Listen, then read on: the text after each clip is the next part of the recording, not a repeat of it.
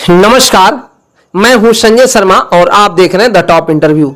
इस वक्त मैं मौजूद हूं बिहार के बेतिया में और मैं उसी जगह पर मौजूद हूं जो बाबा आज इन्हीं का देन है कि आज मेरा वीडियो मिलियंस में चला है। तो आज मैं पुनः उन्हीं के पास मैं मौजूद हूं।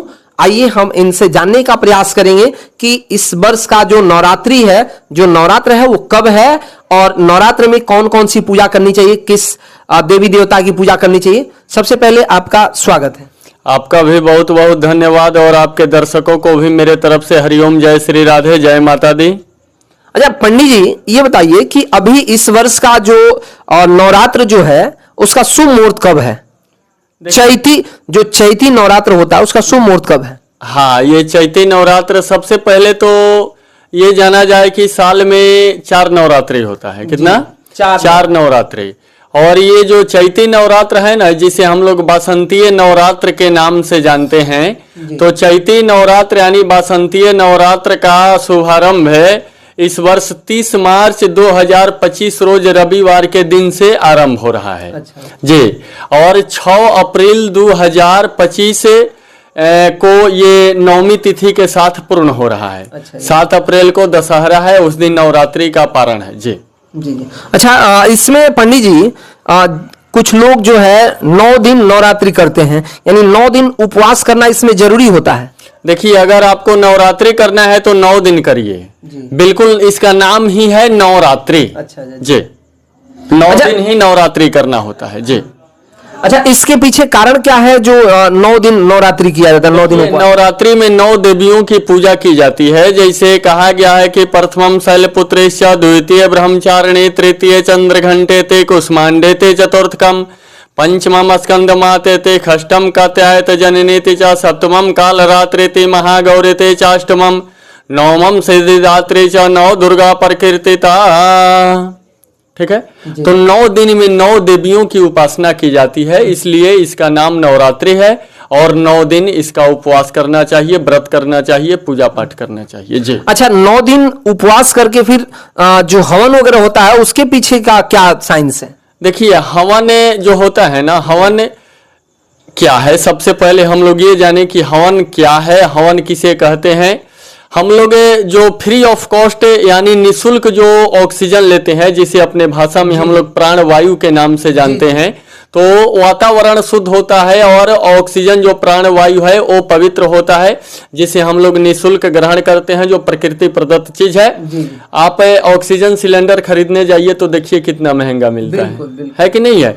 लेकिन हवन करने से वातावरण पवित्र होता है और फ्री ऑफ कॉस्ट यानी जो निःशुल्क प्राण वायु ऑक्सीजन हम लोग जो लेते हैं वो शुद्ध होता है, जिससे हम लोगों का तन मन स्वस्थ रहता है। जी। अच्छा, इसमें बताइए, कुछ लोग जो है नवरात्रि जब शुरू होता है तो जो पहला दिन होता है नवरात्रि का पहला दिन, उस दिन एक उपवास करते हैं और एक आखिरी दिन उपवास करते हैं, तो इसके पीछे का क्या कारण है? देखिए, नवरात्रि अगर आपको करना है तो 9 दिन का करिए, एक दिन और अंतिम दिन करना ये ठीक नहीं है। अच्छा जी। मान लीजिए कि हम किसी बच्चे का एडमिशन पहले क्लास में करा दिए, फिर उसका पढ़ाई छोड़ा दिए और फिर सर से 10 साल के बाद में मैट्रिक में जाके कहते हैं कि सर हमारा बचवा के मैट्रिक पास करा दीजिए, तो क्या वो पास हो सकता है? नहीं, बिल्कुल नहीं। तो भगवान या देवी देवता क्या मूर्ख हैं? मूर्ख हम लोग किसे बनाएंगे?